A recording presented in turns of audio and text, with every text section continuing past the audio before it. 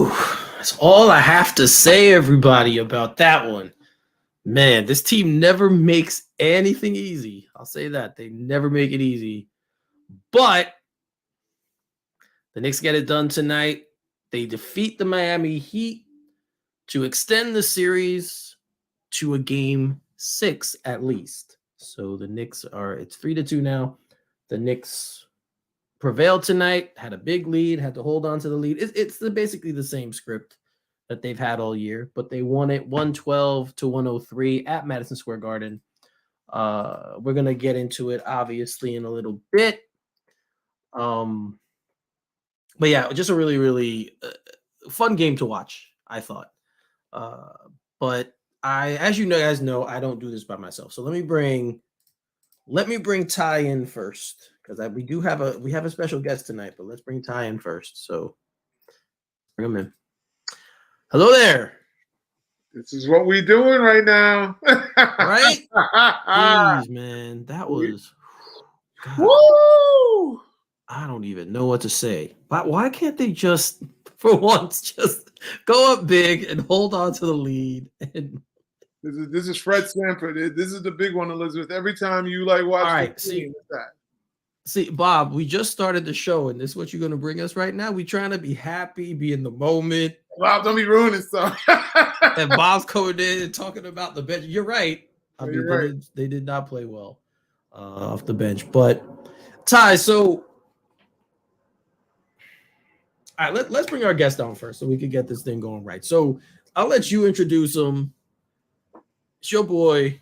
Go ahead, introduce him. Yeah, it's my boy. It's my boy. We have a special guest tonight. You need a little introduction to everybody else. I've been knowing him for quite a long time. I don't know if that's something I should be telling people in public. No, but I got love for him. Shout out. This is my boy Jonathan Clark from Put Two on Me. He's a LeBron lover. Let's just put that out there first and foremost. But we welcome everybody to All Knicked Out. So yeah, I don't. Okay, go ahead. Anyway, so we just want to introduce our boy, our little correspondent right now, and Put Two on Me, Mr. Jonathan Clark. Appreciate it, man. Mikasa Sukasa, thank you. Love you guys. Listen, I'm honored.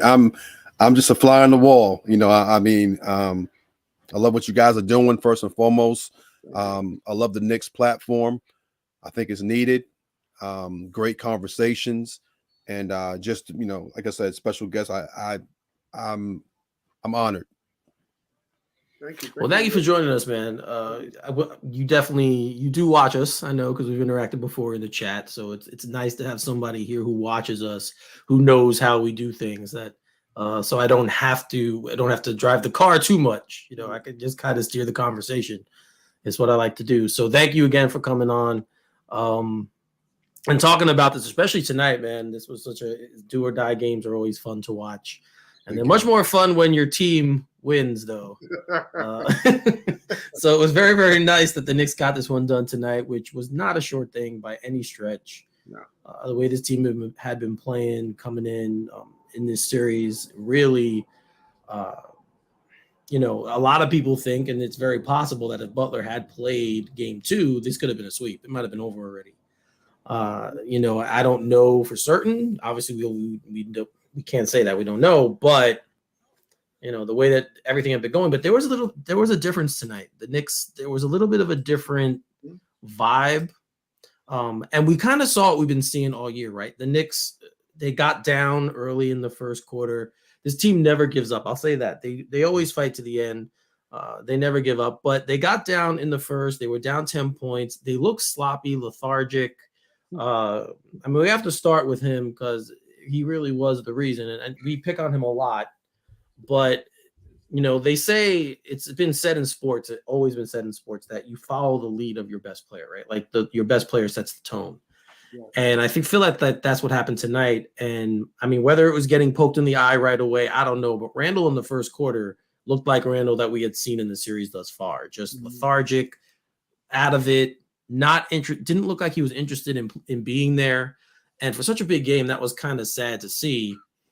So they were only in the game because Miami was so bad too. Like Miami wasn't hitting any shots either. So that's kind of what the first quarter was like.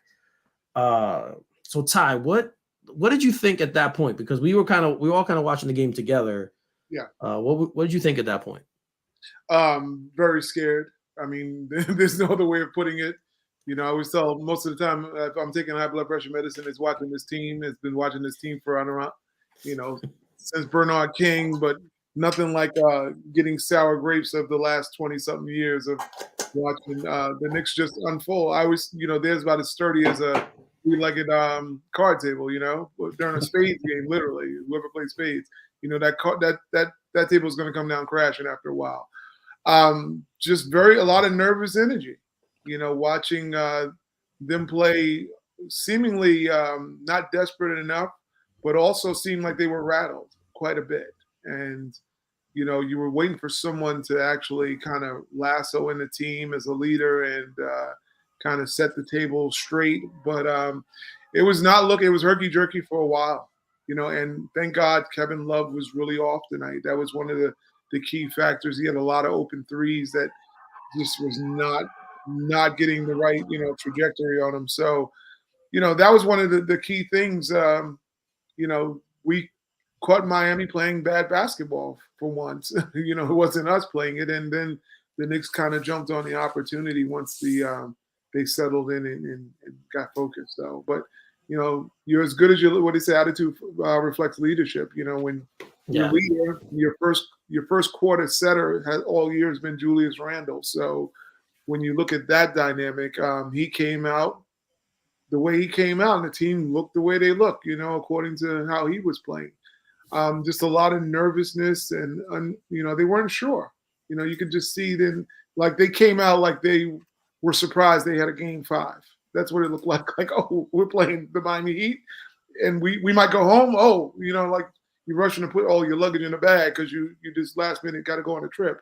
That's the way it looked for the Knicks. So thank God they actually were able to right the ship a little bit.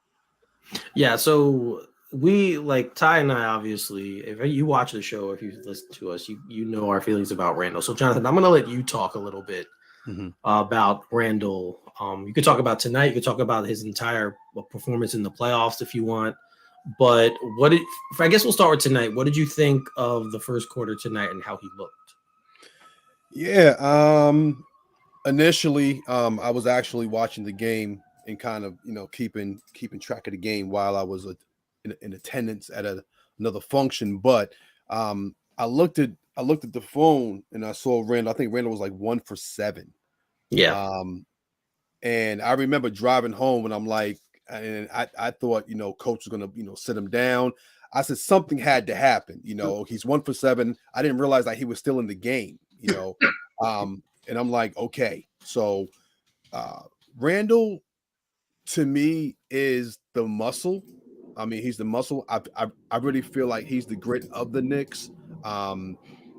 Tonight, you know, we look at the numbers, but like you mentioned earlier during our chop it up session, you know, if you look at the numbers, you see that Randall had an outstanding game. But then, like you said, he does some things that you start to question. So tonight, I do feel like he came through.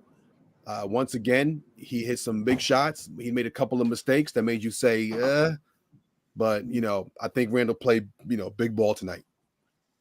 He did. I mean, he was, after the first quarter, he kind of settled in. Yeah. But the second quarter, this has happened all year too. Usually Quickly is a part of it, but Thibodeau puts in the bench. Yeah. And the pace of the game changes for them because Obi Toppin, just the way he plays the game and how fast he is up and down the court, he gives them that option. So when he's in the game, the whole team just gets faster. Yeah. And that happened again. Josh Hart, obviously part of that group, who was not good tonight, but still he plays that style. So when you get Toppin running, you get the team running. RJ can play that style. They just play a different way. And that's the way you beat Miami. That really is the way you beat them. They're not a fast team. They're not a team that likes to run up and down the court. They don't have those kind of athletes. So if you could get them in that kind of a game, you know, you could take it back. And that's what got them back into this game. You know, they were fantastic in the early second quarter. Brunson started getting going a little bit. RJ hit a couple threes. They started to kind of roll and what we've been seeing from them all year. So that was the change in the game. It got them back into the game. And it was curious to me because I felt like Spoelstra took Jimmy Butler out. And I felt like he was out for longer than he normally would have been. So do you think Spoelstra kind of coached this game saying we're up 3-1? If we get tonight, great. But if not, we have it back in Miami in Game 6 tie. What did you think? I mean, it might be a little bit of that. I made a snarky remark. I said maybe he had some money on the game because there were some questionable things he did, even with the Kyle Lowry situation down the end. You were just expecting him, to put him in. He's been really, when you think about the way the Knicks have lost, it's been a lot of the craftiness of Kyle Lowry coming in the game and kind of mucking it up and getting these fouls. I'm gonna put that in quote.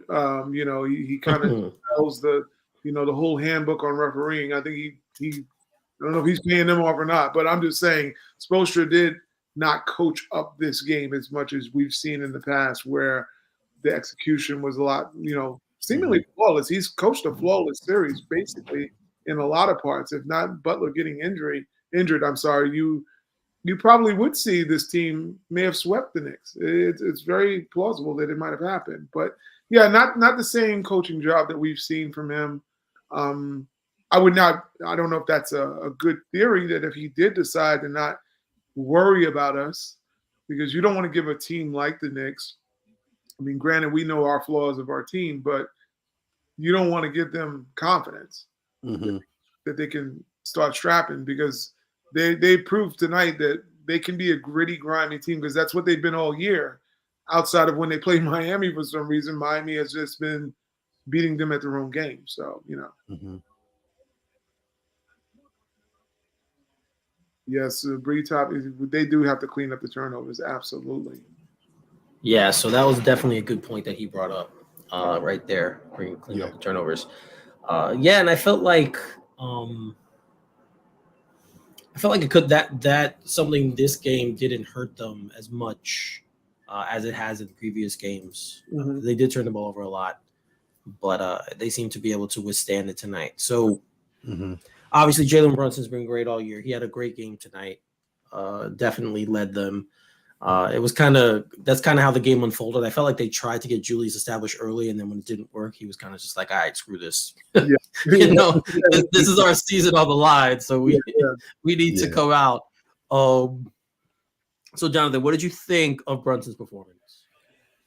I mean, I'm a Bronson fan. Initially, I have to admit, I was like, okay, can Brunson do it?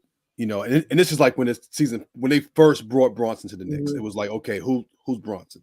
But yeah, I think he played well. It looks like he played all 48 minutes.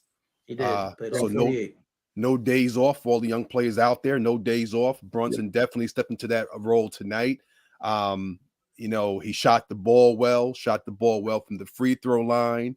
The floor general, point guard, get into his spots, driving and kicking like he should, setting people up. Made a couple of errors, but it's different from those Julius, errors. Like when Brunson makes an error, it's almost like, okay, you get mad as a Knicks fan, or just a Knicks admirer, or any just a Knicks respecter. You get mad when you see these things, but when Brunson does something, it's almost like, okay, he'll make up for it. He hit a couple of long balls, 38 tonight. I mean, the guy just put on a show, and I think, not to get off topic, but if Julius needs to recognize and respect that, we were talking about that a little bit, about respecting, leadership and, that, process. And I think the Knicks need to understand players that Brunson is the floor general. When the ball's in his hand, he makes the decisions. I mean, he put the game on his back tonight, 48 minutes, no days off. Yeah, Quentin Grimes played all 48 too, which I didn't know. Wow. Quentin Grimes also played all 48 minutes, and he didn't have a great game, but his assignment was Jimmy Butler. Yeah. And that's pretty much what they told him. Like, dude, just stay with him. And he did a great job. Butler only shot 5 of 12. He only had 19 points. He had 19 points in the whole game? Yeah. Oh, yeah. wow. He did get to the line 11 times. He did not have 11 from the free throw line, and he had 9 assists. But yeah, this was not a Jimmy Butler. So all his points came from the free throw line. Half of them. He only hit 5 of his 12 shots. He only took 12 shots. Shout out to Quentin Grimes for being grimy. Yeah, I mean, definitely got to give him credit for tonight. He was fantastic, and I like to see that. I would have liked to have seen it with maybe a little bit more offense, but hey, they clearly told him, make life difficult for him, get on him, do what you got to do, and he did. And Grimes is one of those players that we've seen him. He can play defense. He's a very good defensive player. So it was a very, very good performance by him. The third guy we're going to talk about, because this guy just always gets crapped on, and he's been fantastic in the playoffs, is RJ Barrett.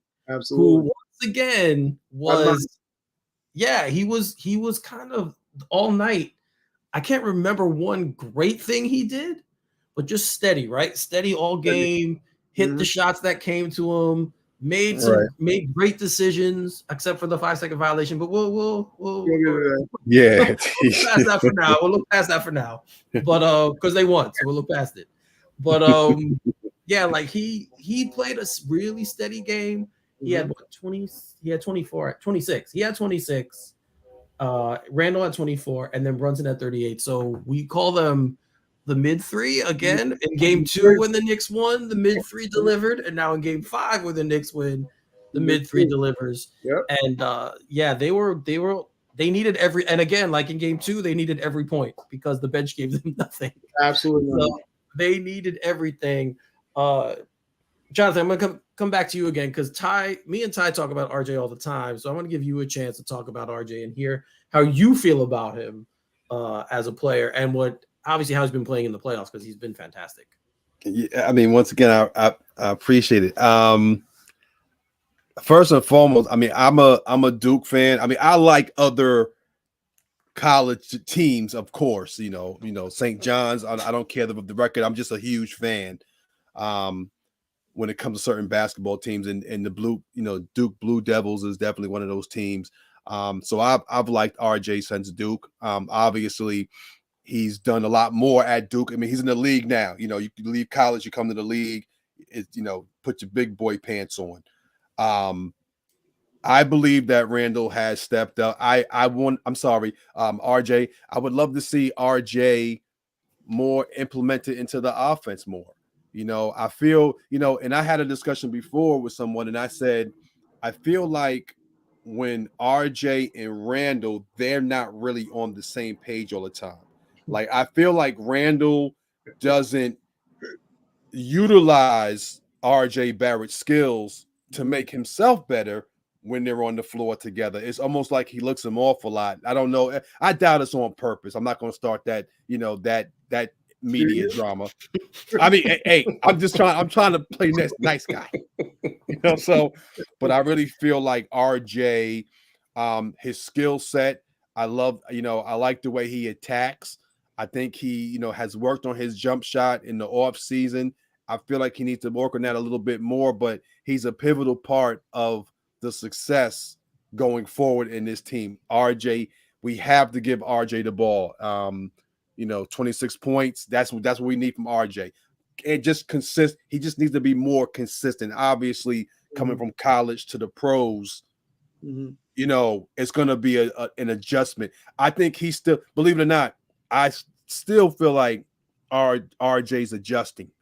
You know what I'm saying? Even if it's coaching, it's offense, but it seems like he's still stuck in that adjustment stage. So, and just being consistent. But I think he's playing well in this series so far.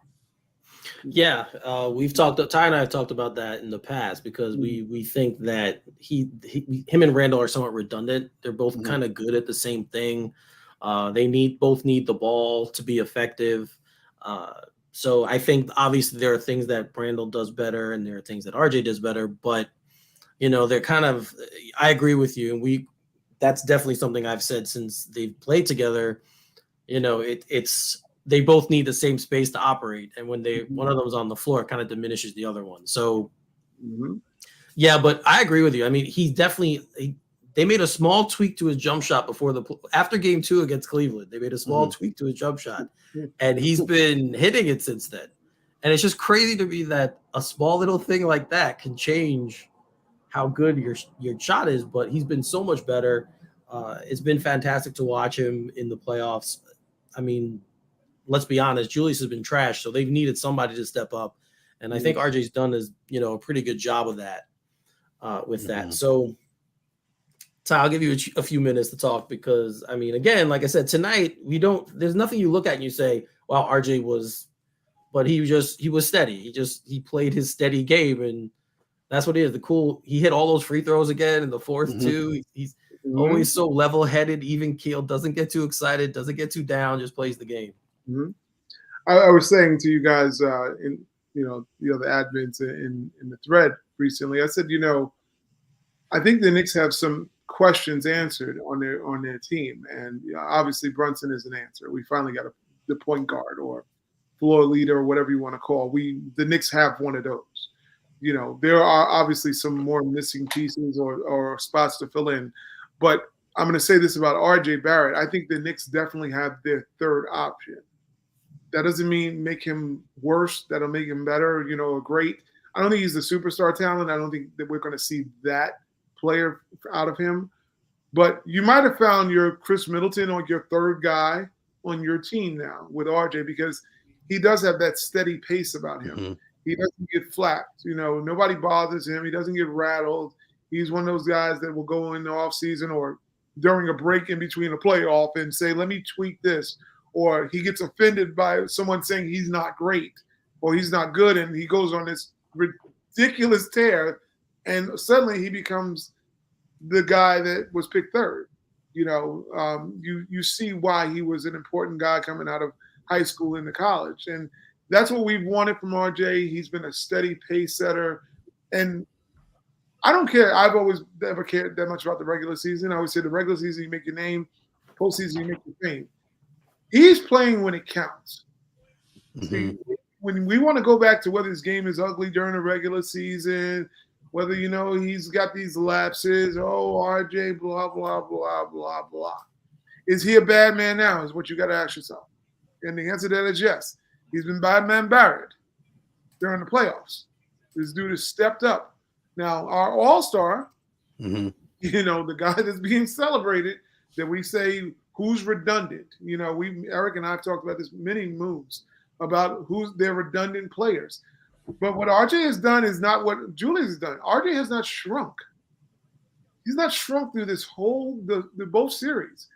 He's been a steady pace setter, averaging probably 24 points, probably getting five assists, 4 boards, whatever. He's been consistent doing what he's good at doing right now at this level for him. You can't knock him.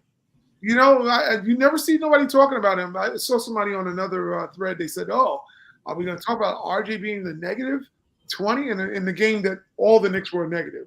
It's like you're reaching now to say negative stuff about the kid because really there's not much you can say about it. Now, if you expect him to be a superstar, he's not that right now. You expect him to be an all-star. He's not an all-star now. Right, but what he is somebody giving you straight across the board numbers that are consistent for a playoff team, and you need someone that you can rely on to say, hey, this guy's at least going to give me 24 points a game. Now we got to find out what we're going to get from everybody else. And when you look at, like I said, you got Brunson at the point. We know that's a solution. RJ as a third option could be a solution.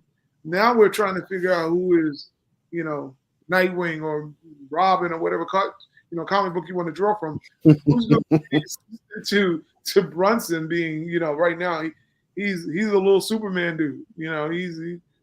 He's just a strapper. So you can call him Mighty Mouse. Yeah, he's got to be Mighty Mouse because he can't be Superman. Superman has a height requirement. He's not reaching that height requirement. He might not get on all the rides at Disney World yet, or what did Baby Kid go to? Small World. Wow. Yeah, he might not. Hey. Me and him are the same height. I'm just saying you can't. I can't go in a forest of redwoods and act like I'm tall. I'm just not, Brunson. But yeah, he got some dog in him. That's all I know. He's got a lot of dog in him, man. Big up the Brunson. He does. You said something that was key though. That was really key. The Knicks need that big three. You know, they need that big three, and I think that's something that RJ, Randall, and Brunson, like those. When I see those guys in my mind, surrounded by Robinson, of course, and then probably Hard or Grimes or whoever it may be, but you need that big three to be successful. And then the other point you made that was so key was just the consistency. So they probably need to go down and have some dinner together and really start to hang out more. Probably that could be it. Yeah, I think Brunson and RJ might be down for that. Randall seems very like to himself off the court. Much more of a family guy. And that makes sense. You have kids, you want to be with your family. I totally get it. 100% get it. But he just seems, he's a weird dude, man. He really is. Every time I think about him, I say the same thing. And I don't think he's a bad guy. He's just different. He's different. He's very. We said the same time. We said different at the same time. He was raised by Kobe. I'm not being funny when I say that. Rest in peace to Mama. Yeah, he was. Kobe was also one of those guys. Excuse me, who had that disposition about him that turned people off or wasn't friendly. While other guys were doing the chill thing, like relating to one another. He was in the gym still working out. Right. His regimen was ridiculous, but that's the thing about it. You can isolate people even in your greatness. It's no fun if you're the only one that understands the math that you're putting up on the board. And that's literally sometimes with some of those athletes like a Kobe, like what we're seeing from Julius. We understand you got your separate genius, but to make it relatable, you got to sometimes dial it down to someone else's level to be relatable. And I think that's the thing that's kind of missing is like all these guys, you always see them having fun on the court, having some jokes to say about one another. And then it's like Julius comes in and they're like, oh, like the Gooch came in, like, oh, we can't play around with him. He's the good. He's going to disturb the atmosphere, because some people have that presence where they come in and all the fun stuff. They might suck all the fun out the room. And that don't make him a bad guy. It just makes him not a relatable person in a lot of ways. The guys that you've heard say great things about him have been Derrick Rose, because Derrick is also one of those guys that he's kind of like that. Yeah, his own drum beat. Einstein credits him to sending him messages, and to encourage him. Which I want to show he's a great person. It's definitely not about him being a person. It's about, are you the greatest teammate? And over the last several years, Knicks fans, I mean, they can call us sensitive or harsh or whatever, but he has not been a great teammate. Yeah. Mentally and physically on the floor at times. And that's where the criticism has come in. Nobody questions, people don't like RJ, but I don't think nobody ever questions whether RJ is going to play his heart out on every game and try to win. He won't make it about him. Where he could make it about him on a lot of instances because guys have started over him or played over him that shouldn't be playing. So he won't take it. You won't hear him come out or give bad body language or, don't want to do post-game interviews. All these extra things. And Julius is not at that level where he can command not wanting to do interviews. Dude, you haven't won nothing. You won most improved player. Oh, all right, that's great. What did that get you? You didn't win a ring. So you can't start dictating the pace about, oh, don't come touch me. I'm too great. Yeah, dude, you got a lot of work you need to do. But that's part of the issue is the chemistry, much like Eric said before. When Obi comes in the game, we see all this chemistry. We see guys running up. They're like, hey, I'm running for the ball. Throw me the ball. I'm going to grab the rebound. I'm going to push the pace.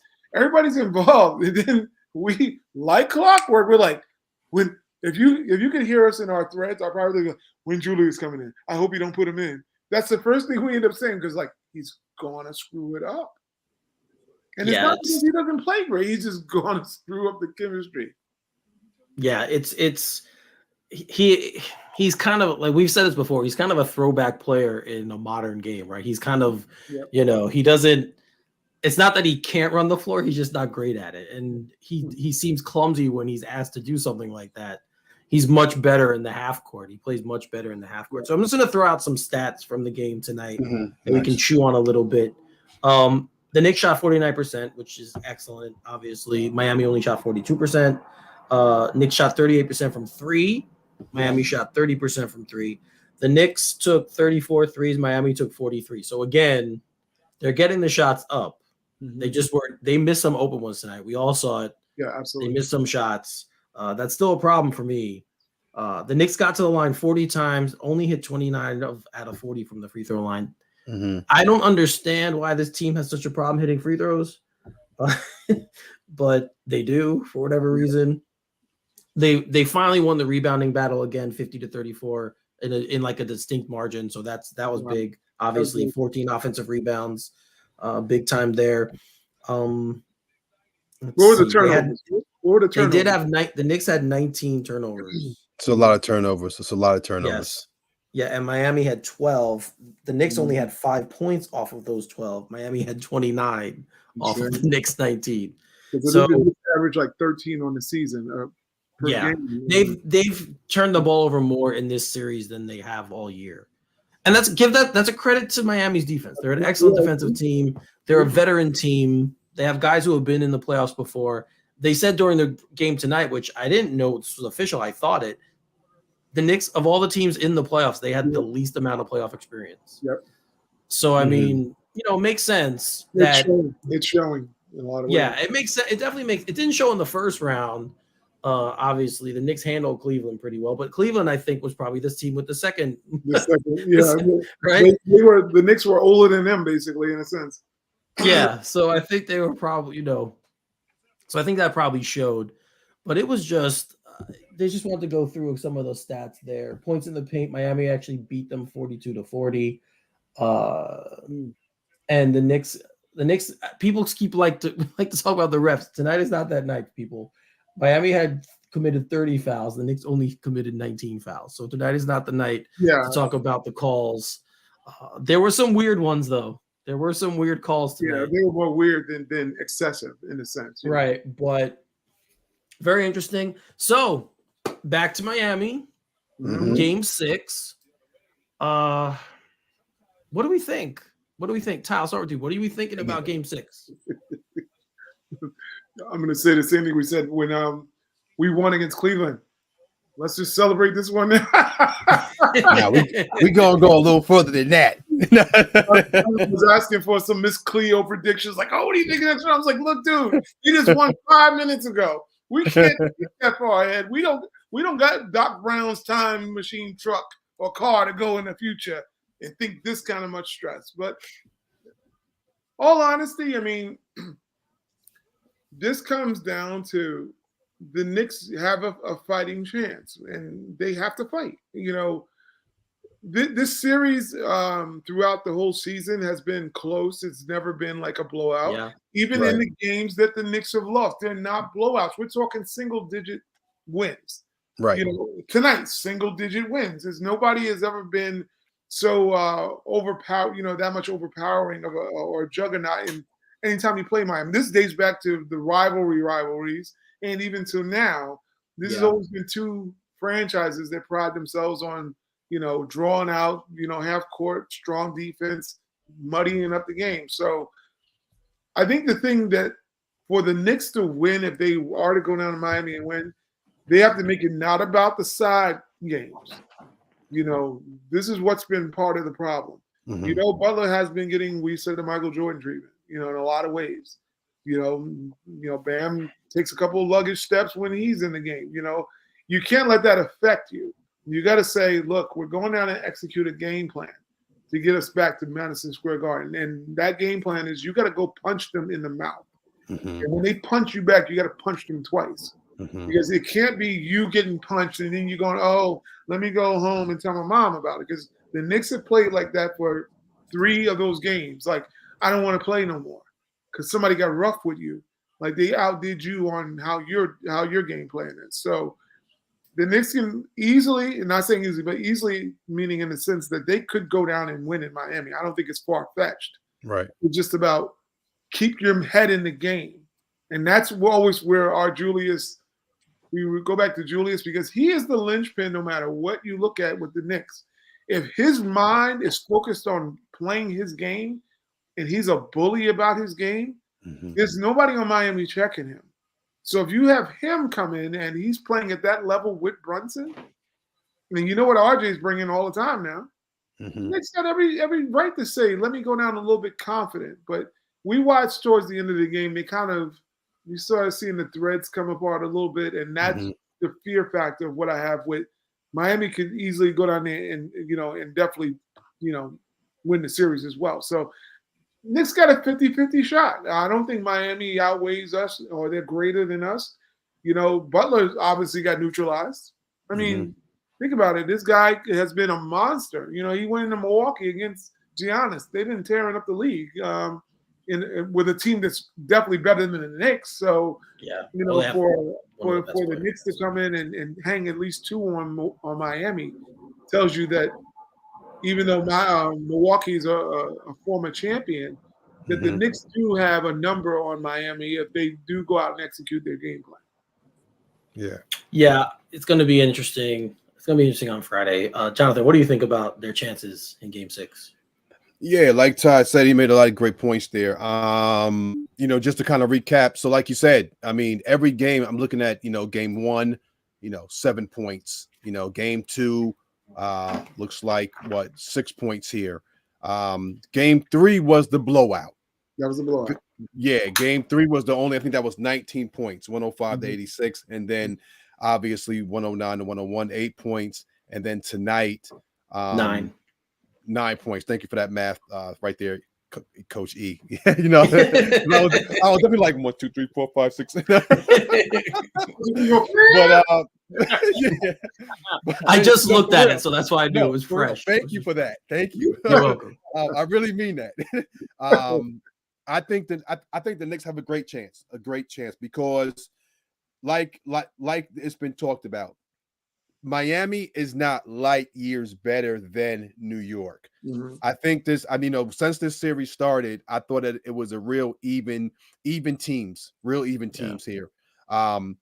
Jimmy Buckets, to me, even though he is Jimmy Buckets, and yes, he went on a terror, but to me, Jimmy is shortchanging his game as well. Now, Jimmy was the kind of player where he attack and get to his spots and take his shot. Then I think, hey, the Knicks would be in trouble. You understand what I'm saying? But I think the Knicks have a great chance. I think they could win. It's going to be tough. Everyone's going to have one white, possibly. You know how Miami does it. The crowd's going to be going crazy. Julius Randle. Fans. I think Julius, and this is my own personal opinion. Julius, if you see this, I love you. But I think Julius, his headspace sometimes get a little bit different. Which is okay. You're 100% correct. I want to, a little different. Oh, I think Julius has to stay connected. Barrett has to stay connected. And then honestly, Brunson has to be the lieutenant driving the ship. And then they have the Knicks can win the game. It's not like it's far that they can win the game in Miami on Friday. Yeah. I agree. It would be nice if Josh Hart would return. I don't know what happened to the guy who we saw, but he's had an outer body experience recently, and he just hasn't been the same player. So it'd be nice if he would return. I wonder if Quickly is healthy enough to play. He wasn't playing well beforehand, so it's really hasn't been that big of a loss. But nothing with nothing. Yeah. But just to have another body, a guy who's capable of scoring, because he's capable of scoring. I don't know. Again, I don't know how hurt he actually is, but is he going to play? I think that's something that I'm interested in seeing. It's definitely going to be interesting to see if Brunson and Grimes are tired. They're only getting 1 day off between today and tomorrow. They just played a complete game. So are they going to be ready and have enough left in the tank to win that game? I really do think it's going to be a game where the bench has to play a little bit better. I'm looking at Hart. I'm looking at Obi. I'm looking at Hartenstein. Maybe we didn't see these guys tonight. We didn't see Derrick Rose tonight. I really thought there was a possibility we would, but we didn't see him tonight. But who knows? Yeah. Maybe if Quickly can't go and Brunson is a little beat up, I would say, you can play McBride, but he's not going to give you offense. Derrick Rose can give you offense. So, would they take a shot on playing him? Something we got to see. But again, it's easier to do what they did tonight at home because you have the crowd behind you and they're going to propel you, right? especially at the Garden. Right. The Garden gets really freaking loud, and that Right. that definitely energizes players. They're not going to have that in Miami. So if it's going to be on Tibbs to really go into the bag if he has to and be like, hey, I know you're in mothballs, but Derek, get out there, give me 10 minutes. You know, maybe Derek has one of his point a minute streaks that he's so famous for. He used to get them all the time. You know, if you play 10, you give me 10. Okay, that's something that we can live with. But I think it's going to take something like that. I do. I think it's going to take something like that. You know, the reason why I felt the Knicks would win the series beforehand was because Miami didn't have Tyler Hero, and who has killed them all year. Tyler Hero has killed the Knicks all year. So when he was hurt, I'm like, all right, they should win this series now. I thought that they would have it. Clearly, I was wrong because Kyle Lowry has become Tyler Hero. Yeah, exactly. Right? Basically, Kyle Lowry's like, you know what? I can do what he does, and that's what he's been doing. So Gabe Vincent also. Gabe Vincent, Duncan Robinson, the ghost of Duncan Robinson has come back, you know, from the dead, and here he is. I mean, it's crazy. It's crazy what great coaching does, because Spoelstra is a great coach. We talked about this before. Thibodeau is a good coach, but Spoelstra is a great coach. So it's great. It's really interesting to see what a great coach can do with his talent when he doesn't have his full allotment of players, as opposed to a coach like Tibbs, who's very structured, very stuck in his ways, and doesn't believe in deviating that much from his plan. Right. So it's going to be very interesting to see how this happens in a game 6. This Miami team, yes, they're battle tested. They've been to the finals. They've been to the conference finals. They know how to close out these type games. But I think they're going to need to just play. The Knicks were great on the road all year. We're a great road team all season. They're going to need to pull one of those games out and games out of the bag and just play, cut down on the turnovers, play smart. If you get a lead, I'm not saying you're going to hold it because it's hard to hold leads, as we know in the NBA nowadays. But if you get a lead, even if they make their run, just keep it close and have a shot to win in the fourth quarter. That's really what you need. That's really what you need on the road, right? So that's my take on Game 6. I do think they're going to. I don't want to do a prediction yet of what I think is going to happen.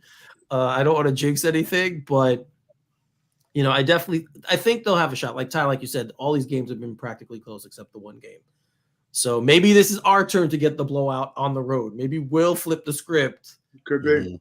And get but you know what I keep thinking? My fear is they'll win Game 6 and then they'll lose Game 7 at home. At home, goodness gracious, could you imagine? That would drive me so crazy. That would drive me nuts. The whole mantra that I said, as long as we win, they don't win on our court, then it's great. It's really funny though. Had Emmanuel quickly really hit his average, the Knicks are in a whole different story. Yeah. It's a whole. What is the average? 9 points, I guess, probably. If he averaged 14 he averages 9 points, then we're going back to those games that we're talking about. The Knicks win by 1 or 2 points. And he has been the maddening part. We know what Julius has been for the most part as Knicks fans. You know that the sporadic play, you hope he doesn't do anything too terrible to help you lose. But quickly energy off the bench, and the bench has always been the strength of the Knicks, and the fact that he gave us nothing pretty much throughout the whole playoffs. We could survive Cleveland, but if he could just give that 9 points right in this series, we're talking. If he comes back and gives you 9, and each one of the mid three just kind of hit their averages, the Knicks are winning the games. Yeah. Yep. It's really true. They haven't had anything. Their bench hasn't given them that kind of production. Now, part of it has been they haven't played as much. We know how Tibbs is in the playoffs when it comes to he kills those dudes. He doesn't. The only guy who's got consistent bench minutes is Hartenstein.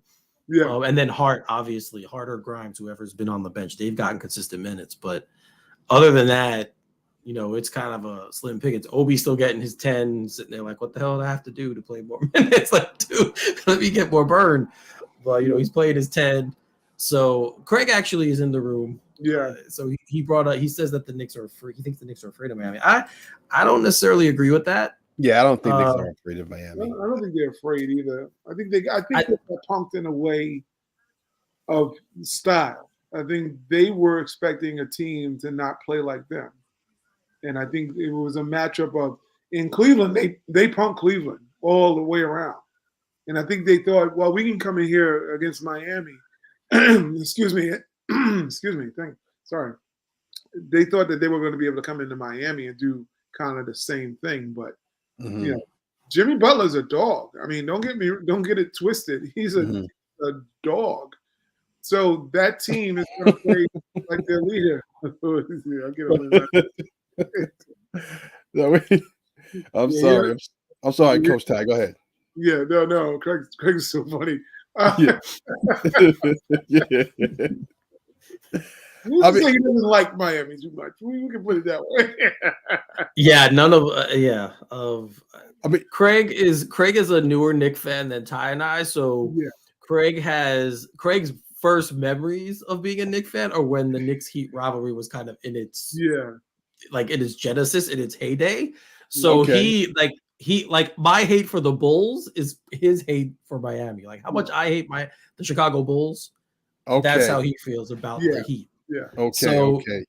So it's I'm sorry. Yeah, that was hilarious. No, it's fun. It is. It's hysterical. And he doesn't like one of the guys on Miami.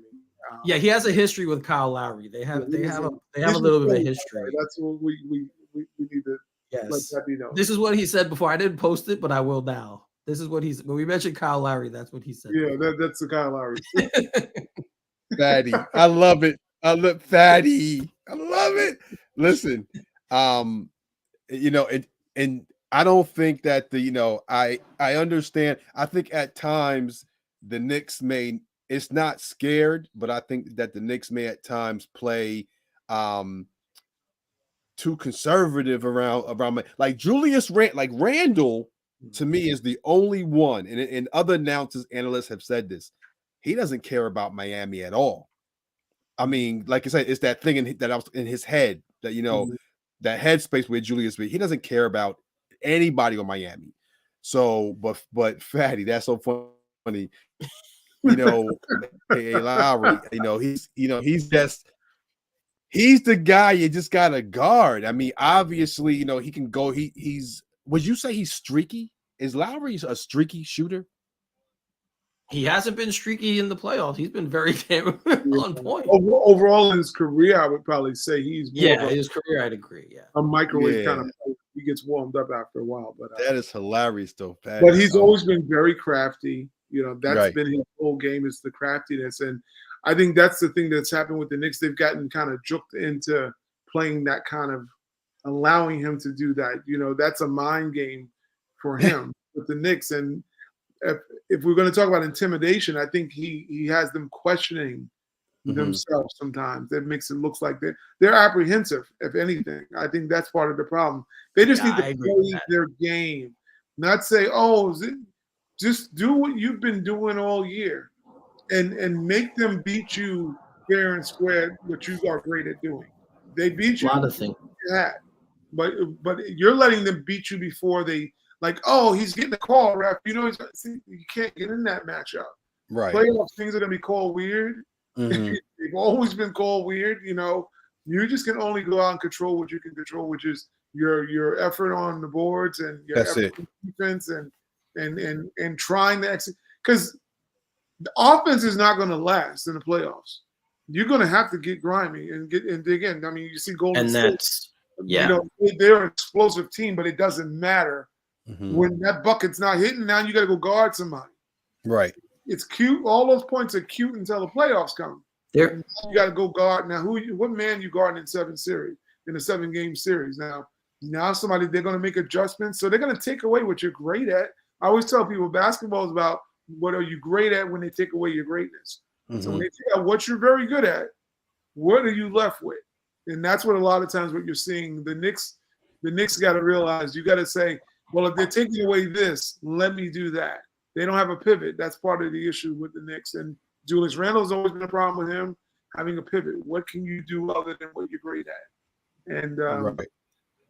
you know, that's one of the issues. I mean, that's. I think. Go ahead. Go ahead. No, go ahead.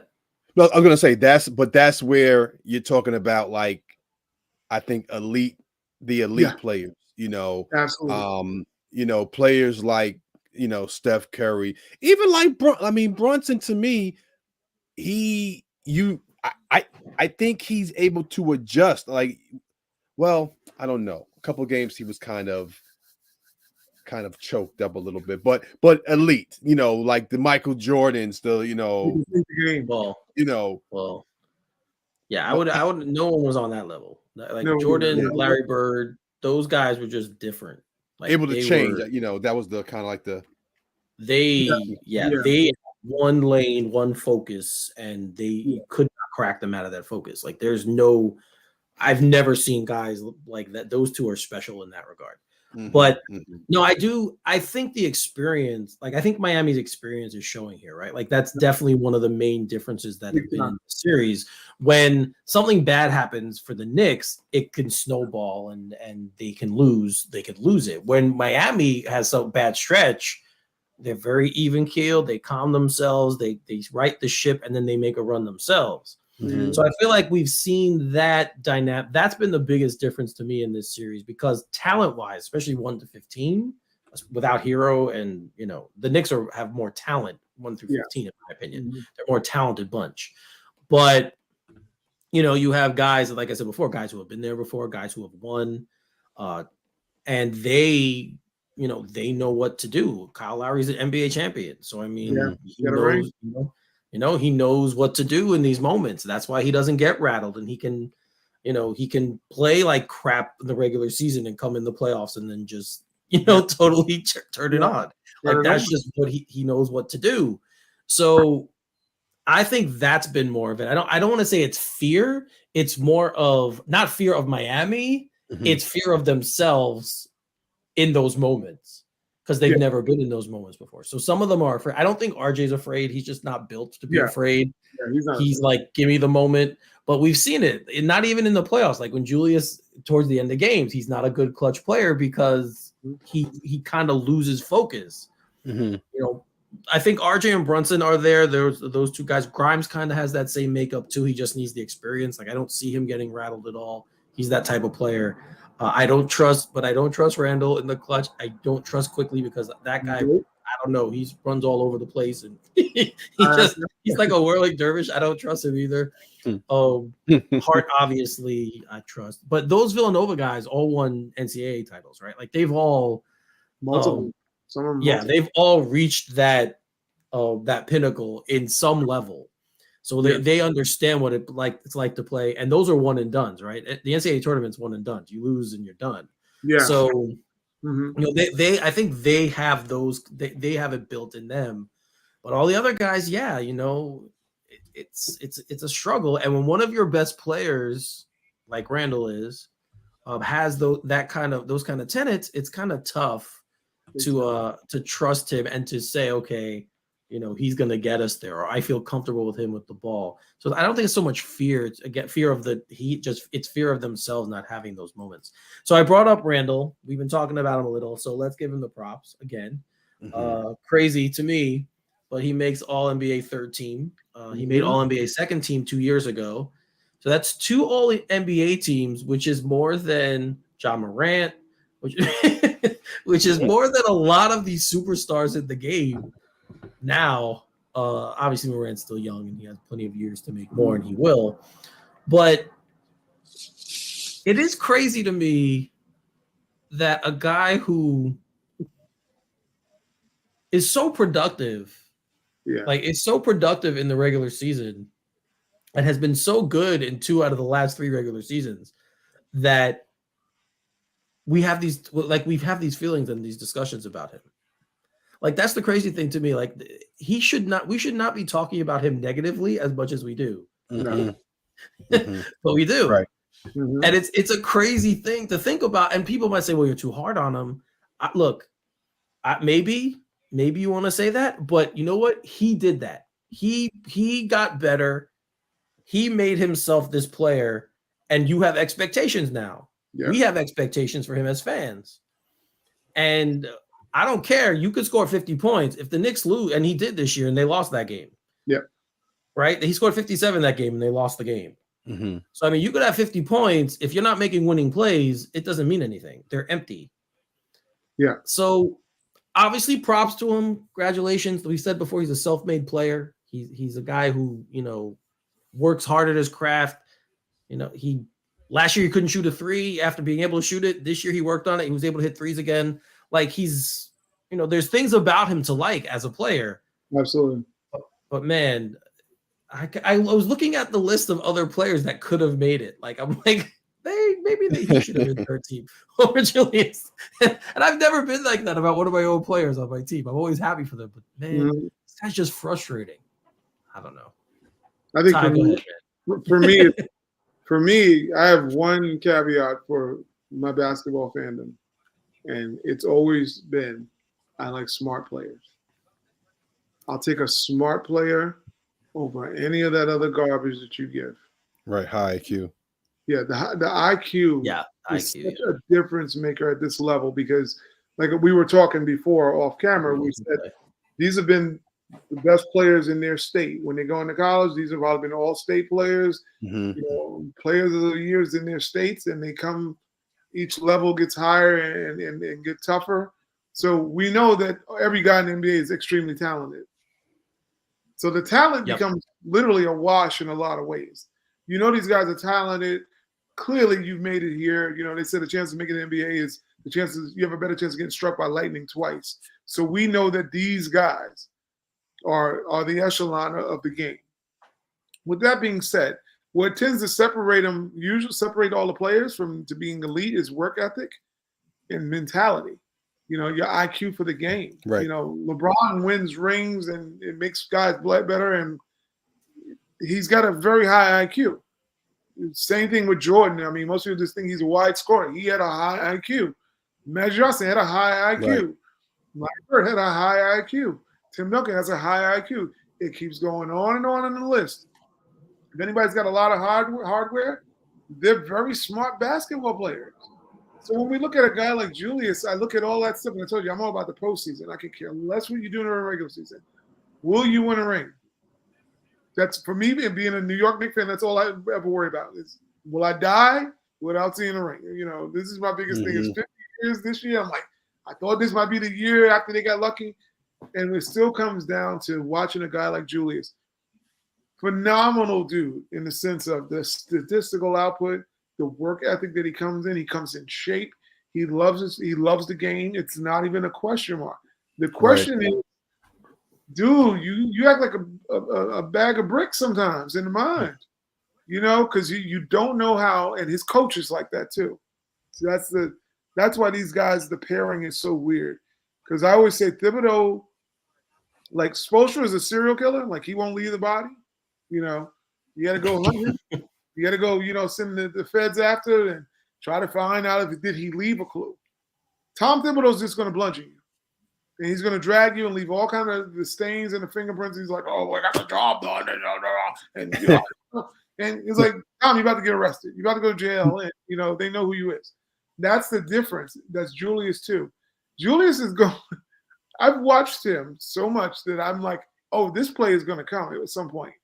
And the play he always does is that he will go tackle a guy on defense. And it's like, dude, you're tackling the guy.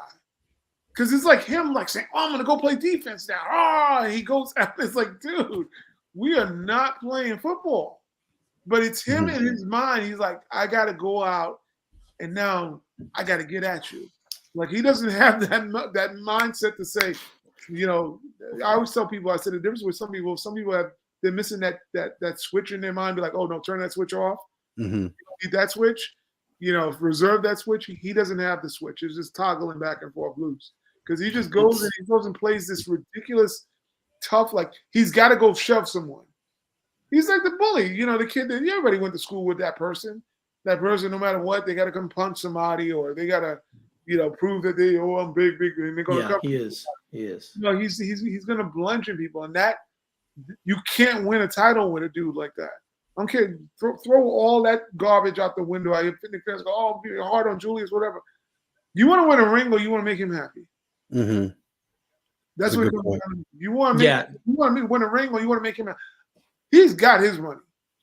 We're the miserable fans sitting here not without a ring. We're the ones sitting here without titles for 50 years. I don't care what he feels. His emotions don't bother me nothing.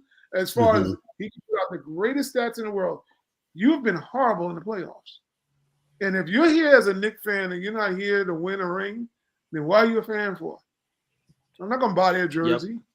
I'm not here to help their merchandising sale. I want to celebrate after all these years of dedication of seeing someone win a title. Bob Greenberg's the only one that's seen the title. Oh, boy. He's the only one in the group that's seen the title. Shout out to you, Bob. But the rest of us have been starved. So do I care if Julius Randle? I don't care if he made 50 All-NBA teams. To me, that means absolutely nothing at this point in life. It is crazy it's weird.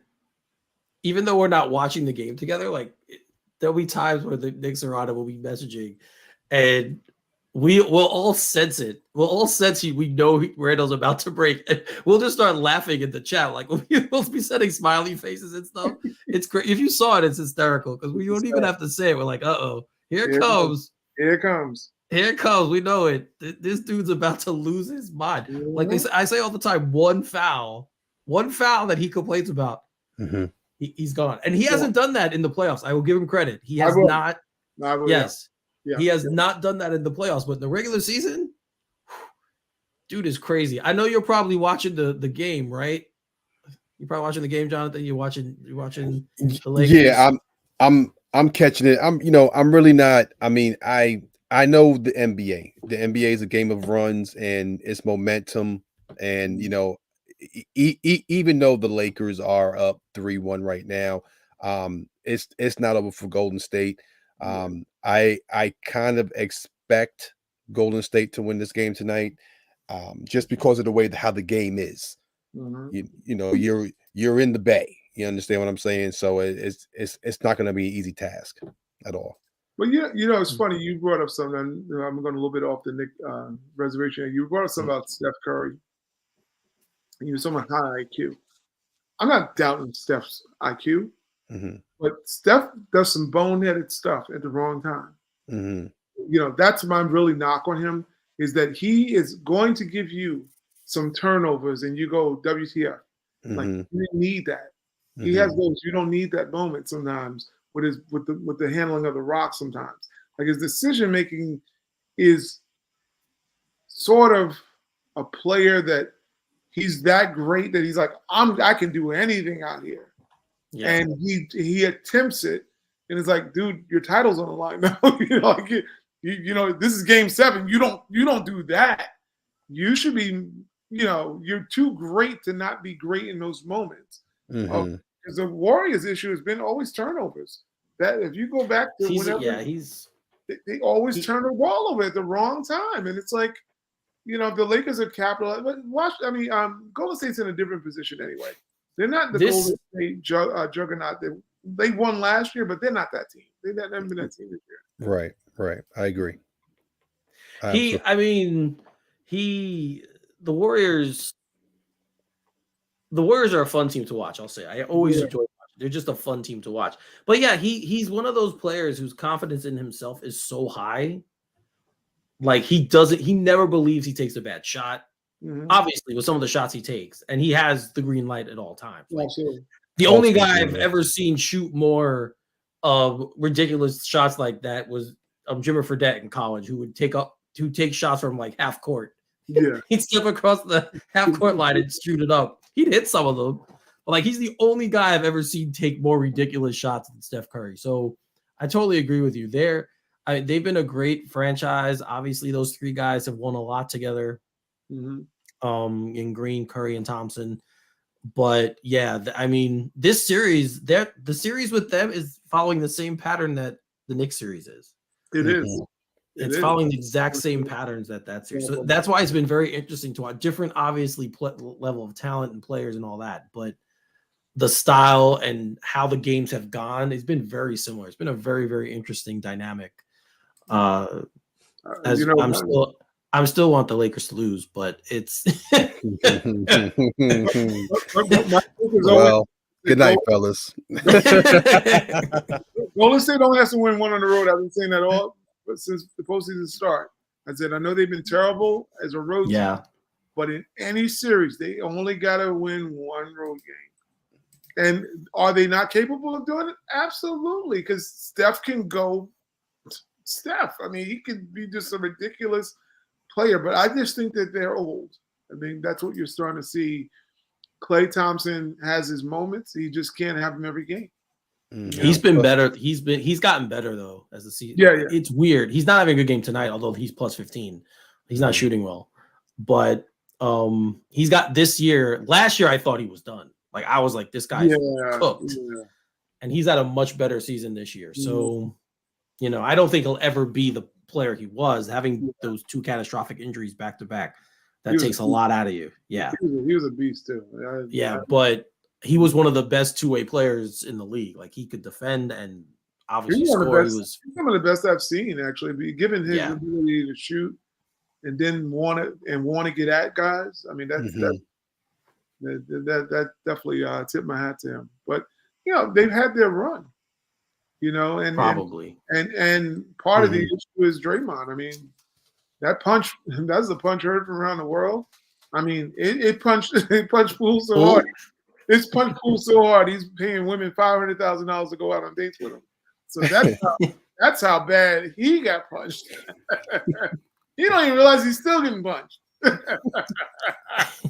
This is man. Game. I mean, that was. You know what? It's so funny how social media has changed so many different things. Back in the days, guys were always getting hit in practice and everything. It's just that one camera leak has just changed the dynamic of the locker room forever. And now people look for Draymond to have something to record about him. Like the thing on Sabonis was like he went to like muddle stuff, but it's like it's Draymond doing it, and you're going to get fined for it. The craziest thing about that video though is it looks like the coach was filming practice type video and like the coach leaked it. Not like someone just had their cam open and was doing like, oh shit, look what no. This looked like it was official. And then all of a sudden I was like, what the hell? But yeah, man, it was Well, what Steve Kerr said the other day, he said he has a rat organization. So somebody's leaking a lot of stuff. Yeah, whoever that is. Well, Draymond, I mean, literally, he cost them the ring against Cleveland. Yeah, he did. They're up 3-1. He doesn't do the nutmeg, and it's a different story. Yep. I mean, he's and been. We don't have Kyrie, right? Yeah. Where's that? Yeah, we don't get Kyrie. See, that one suspension changed so many people's careers. Think about it, because Kyrie doesn't get an opportunity to hit that shot. So he's still not crazy. Maybe he's not crazy, right? He's not full flat earth. He's partially flat earth. Yeah, maybe he changes his outlook on things because the access is not as great when he's not an NBA champion. And who knows? Maybe LeBron stays there still and maybe stays in Cleveland forever. And you never know. You're right about that. Never know. Draymond is like the butterfly effect of Draymond. Literally, whatever he did, you never know. Fortune, it changed LeBron's fortune. To be very honest, what I say. Yeah, because think about that. They were up 3-1. He's minus a ring. He's minus one of those rings that he has. So that did have I don't know why Golden State never got rid of Draymond.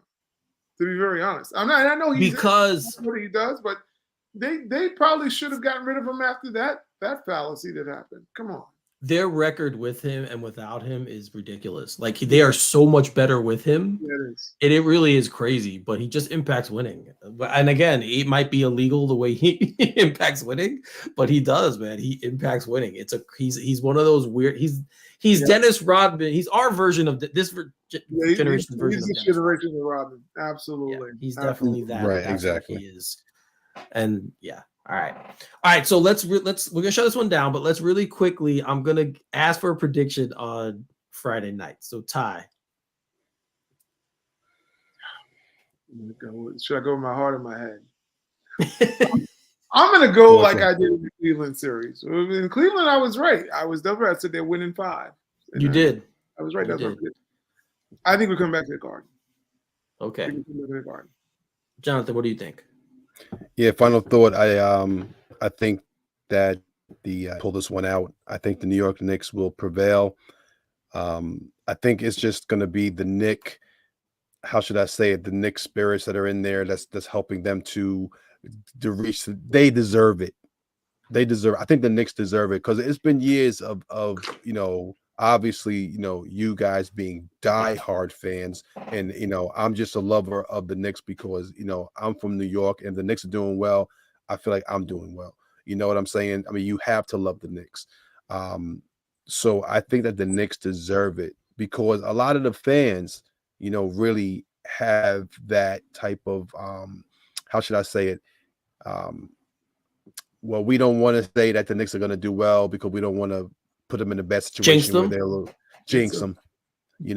I think it's time for the Knicks fans to get to a point where, they're saying with confidence, I feel like the Knicks are going to win this series. Now if they come against LA, I mean, we got to have a discussion what's going to happen, but I do feel like the Knicks will win this series for sure. And it was 50 years ago that the Knicks did beat LA in the finals. So maybe we do want to be in the finals with you. Listen, and anything's possible. So my prediction is, I feel like the Knicks are gonna go. They're scrappy. I think Barrett will be consistent. I think Randall will continue to be the muscle. And I think Brunson will continue to be the floor general. So I think they'll come out of the East. I'm pulling for them.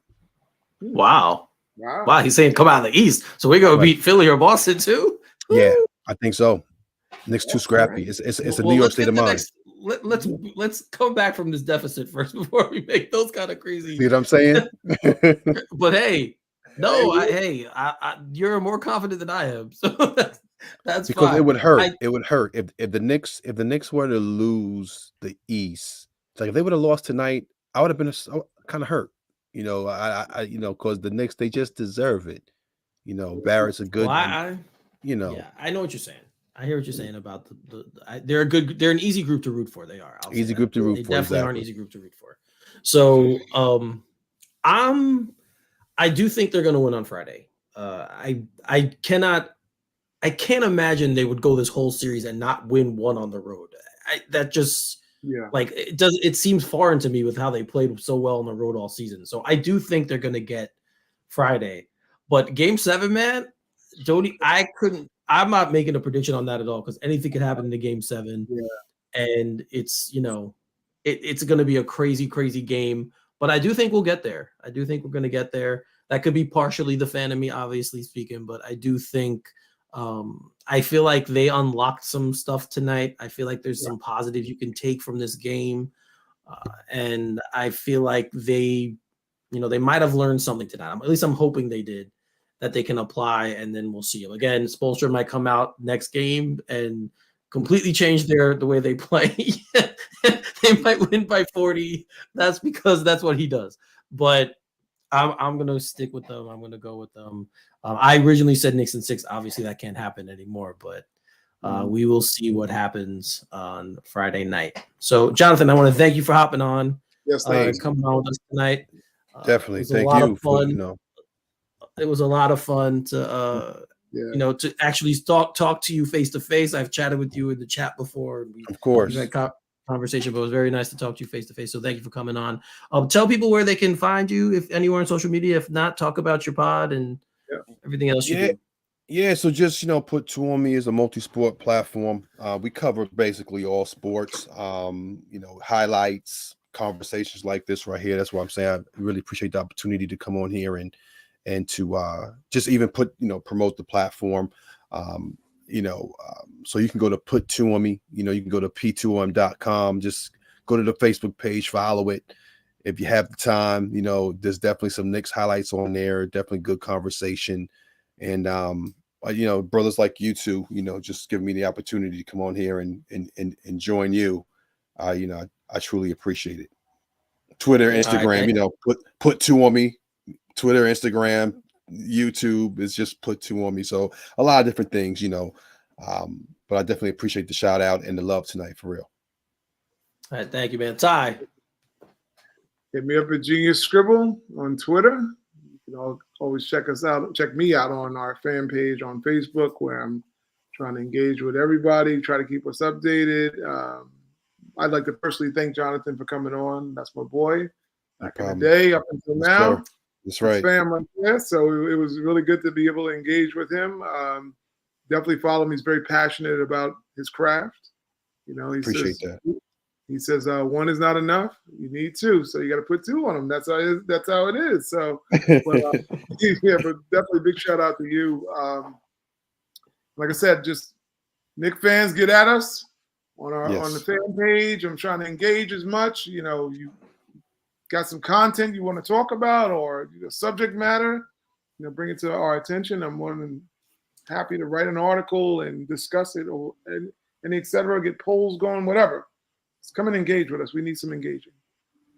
Yeah, that's a good talk. We should try and get Bob Greenberg on the show. That'd be hysterical. Yeah. Get Bob on the show. Yeah. So we're gonna have to try and do that. We're trying to bring him on. But you guys know, you see my information right there up on the screen. At Finally33 on Twitter, at all_Knicked_up for the show handle. Definitely interact with me at either spot. Really trying to grow the show handle by interacting with other people in the media and the industry, trying to let them know what we're about. Maybe even hopefully can get somebody to come on, talk to us for a little bit. We'll see how that goes. But I'm working on that. So definitely look out for that in the future. As you guys also know, I do a pop culture podcast called Straight Outta Gotham. It's at straight_O_G on Twitter. We talk about movies, TV shows. It's comic. It's very pop culture, comic book, Star Wars related, all the other stuff that I'm into. You could check us out over there. I'm on obviously YouTube, and we have a Facebook page, and same thing with All Knicked Up. We have a YouTube page. If you guys want to watch the show there, you can. Definitely get some subscribers going over there and come give us a watch. And as Ty was saying, if there's anything you guys want us to cover that's Knicks related, let us know. You know, we'll definitely give it a shot. I'm a fan of the history of the sport as well. So if you want us to go back, like I said, if we ever want to talk about the two championships we did win, we could get Bob on, because he remembers them and brings them up very all the time. He brings them up to us, but it's awesome to have him as a resource. So if we wanted to do that, we could do something like that. I think it'd be a lot of fun. But yes, guys, as I said, Knicks win tonight. They take game 5. We're moving on to game 6 in Miami. We all think they're going to win. So if you bet it and lose, don't yell at us. That's all I'm going to say. That's not our fault. But send us some of those earnings that you do. Yeah, if we win, then we want a little cut. We want a little cut of that. So. Look us up. All right. So for Ty and Jonathan, I'm Eric. You're watching All Knicked Up, and we'll see you next time.